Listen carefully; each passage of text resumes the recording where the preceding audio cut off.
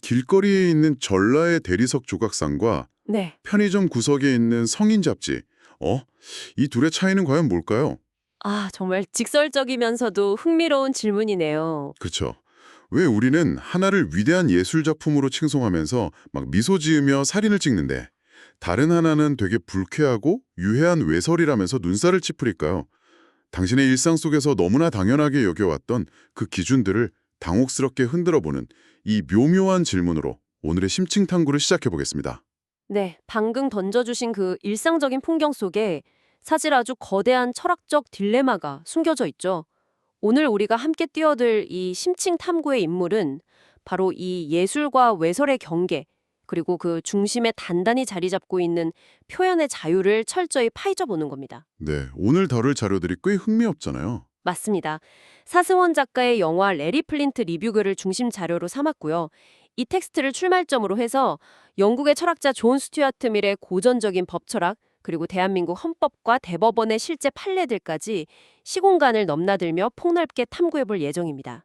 그런데 오늘 다룰 자료가 좀 도발적인 만큼 본격적인 이야기에 들어가기 전에 한 가지 명확히 짚고 넘어갈 부분이 있습니다. 네. 그 중립성 부분 말씀이시죠? 네, 맞아요. 제공된 원문 자료에는 레리 플린트라는 인물의 그 극단적인 자유주의적 태도라던가 이를 규제하려는 보수단체와 종교 지도자들의 강경한 검열 시도 같은 이념적이고 정치적인 논쟁이 깊게 포함되어 있거든요. 그렇죠. 그래서 저희 두 사감은 이 탐구 과정에서 특정한 정치적 입장이나 도덕적 가치관의 어느 한쪽 편을 들거나 옹호하지 않는다는 점을 분명히 하고 싶습니다. 맞습니다.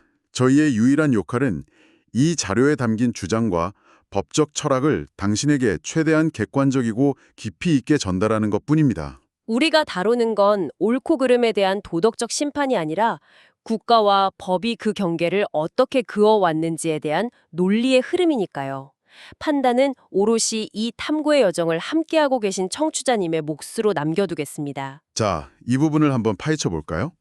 우리가 일상에서 마주하는 거면의 기묘한 논리, 일명 아기 밥그릇인가 외설인가에 대한 논쟁입니다.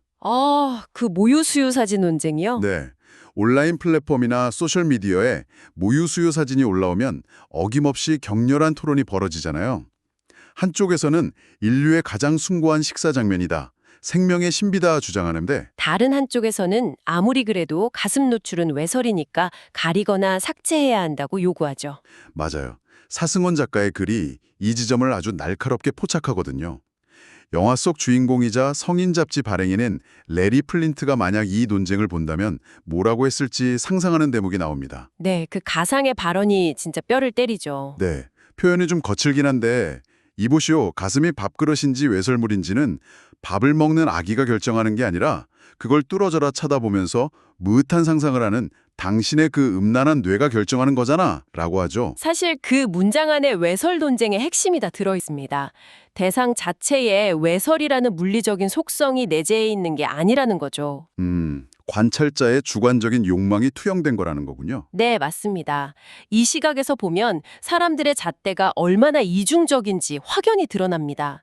우리는 무언가가 자신의 고상한 취향이나 사회적 지위에 부합하면 기꺼이 예술이나 문화라는 이름표를 붙여줍니다. 그런데 단지 내 기분이 나쁘거나 내가 가진 도덕적 기준에 어긋난다는 이유만으로 너무나도 쉽게 외설이라는 낙인을 찍고 국가의 힘을 빌려 입을 막으려 하잖아요.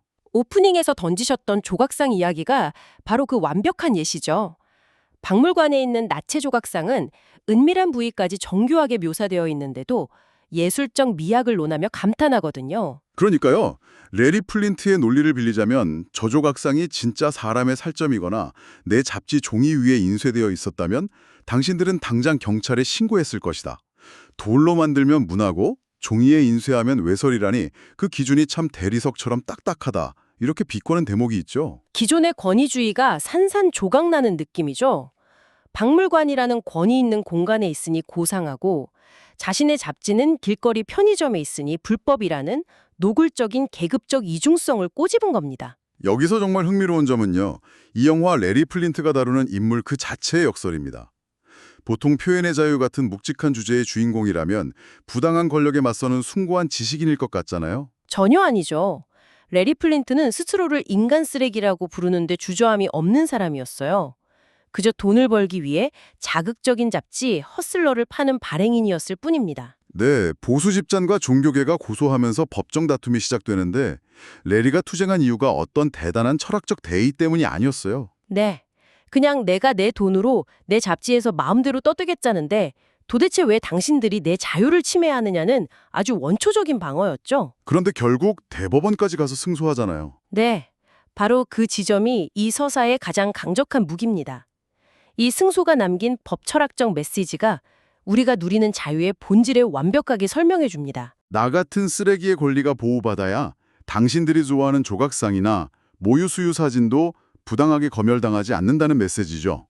이걸 더 큰 그림과 연결해 보자면 존 스튜어트 밀의 철학이 등장할 수밖에 없습니다.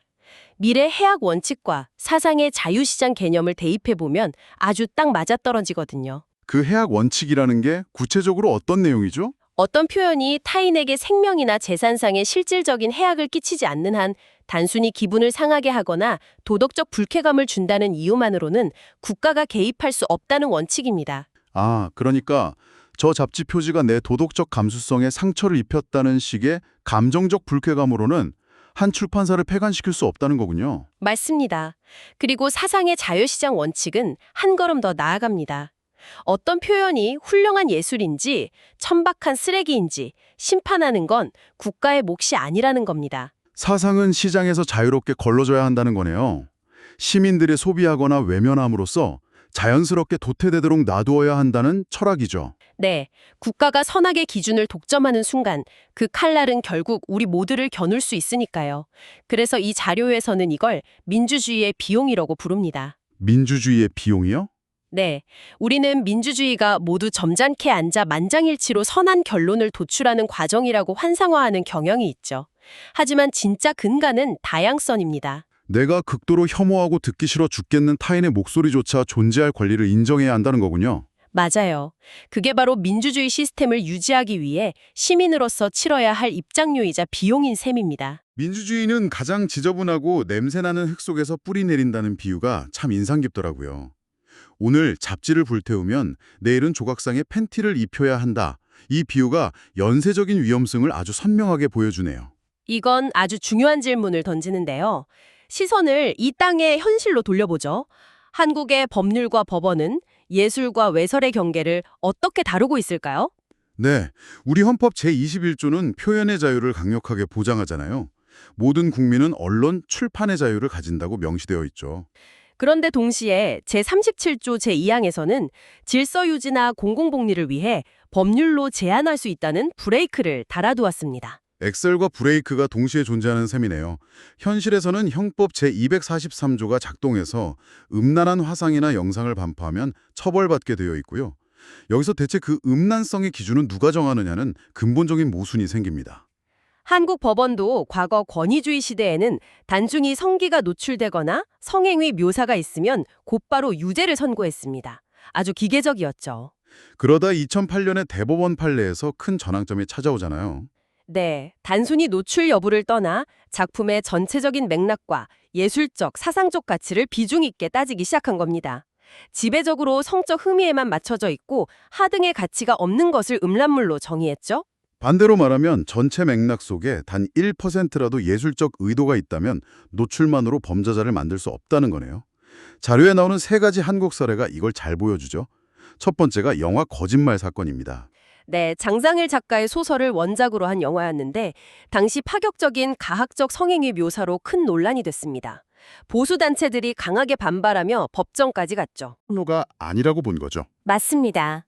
현대인의 파격적인 사랑과 소외라는 묵직한 주제를 전달하기 위한 예술적 장치로 인정한 겁니다. 작품 전체를 아우르는 맥락이 영화를 외설에서 건져낸 사례입니다. 두 번째 사례는 유흥주점 상위 탈의 사건이에요. 2006년 사건인데 유흥주점에서 종업원이 브래지어만 착용하고 접대하다 적발됐죠. 일반적인 시각에서는 충분히 선정적이라 1심과 2심에서는 유죄가 나왔습니다. 하지만 대법원에서 파기환송을 했어요.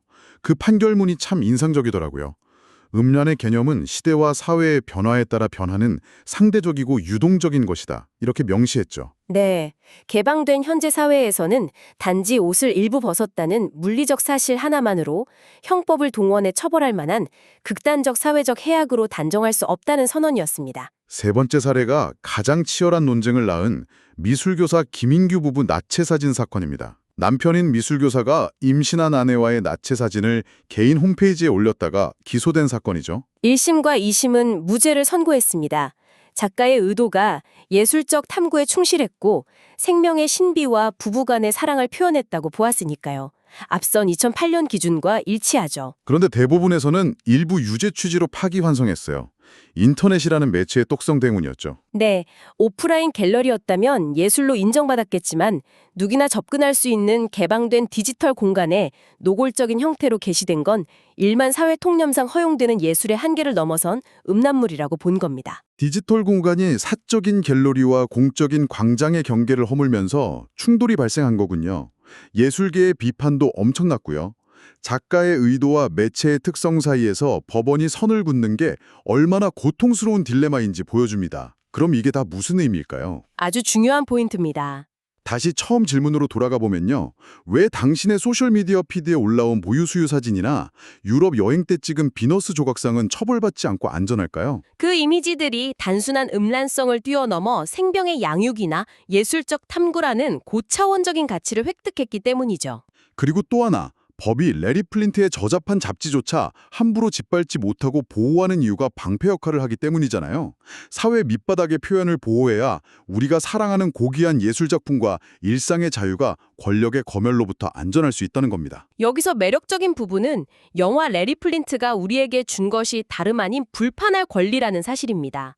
성숙한 민주주의 사회의 시민은 타인의 표현 때문에 때로는 극심한 불편함을 느끼는 것을 당연하게 받아들여야 합니다. 잡지가 불쾌하면 안 사면 되고 조각상에 민망하면 안 보면 되는 거니까요. 맞습니다. 내 기준에 안 맞는다고 외설이나 사회 악으로 낙인 찍어 입을 틀어막는 순간 우리는 스스로도 모르는 사이에 독재의 길로 들어서는 겁니다. 표현의 자유는 나와 다른 생각, 그 지독한 불편함을 기꺼이 감내하는 데서 생명력을 유지합니다. 불편하면 당신의 눈을 감아라. 하지만 타인의 입은 막지 마라. 정말 여운이 깊은 문장이네요. 우리는 지금까지 국가와 법관들이 시대를 거치며 예술과 외설의 경계를 어떻게 긋는지 그 아날로그 시대의 투쟁을 살펴봤습니다. 네. 그런데 우리의 탐구를 끝내기 전에 청취자님 스스로 고민해 볼 만한 질문을 하나 던지고 싶습니다. 지금까지 다룬 건 인간 법관들의 사후적인 판단이었잖아요. 그렇죠.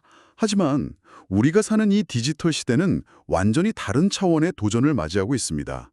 이제는 법정에 가기도 전에 거대 빅테크 기업의 알고리즘과 AI가 먼저 절대적 검열관 역할을 하고 있거든요. 아, 맞아요. 단 몇 초 만에 기계적인 패턴만으로 삭제해버리죠. 네, 이 차가운 코드들에게 민주주의의 필수 영양분인 그 불편함을 감내하라고 어떻게 가르칠 수 있을까요? 이 거대한 디지털 시대에 AI가 편의점의 잡지와 미술관의 조각상을 그리고 생명의 신비와 말초적 음란물을 구분할 철학적 잣대를 가질 수 있을까요? 표현의 자유가 기계의 손으로 넘어가는 흥미로우면서도 오싹한 딜레마네요. 맞습니다. 이 딜레마를 청취자님의 고민거리로 남겨두면서 오늘의 심층 탐구는 여기서 막을 내리겠습니다. 당신의 지적 호기심을 채워줄 새롭고 놀라운 지식들과 함께 다음 탐구 시간에 어김없이 찾아오겠습니다. 깊고 밀도 있는 여정에 함께해 주셔서 감사합니다.